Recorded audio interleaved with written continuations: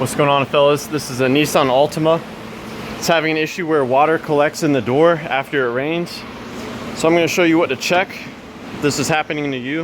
If you open the door and go to the bottom of it, you can pull up this lower rubber piece and you will expose the drains.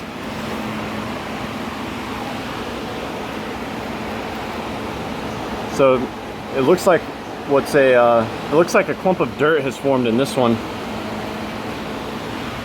So this is real prone to happening to Nissans. You're gonna want to check all of the drains. So we just saw that the rear door has 3 drains.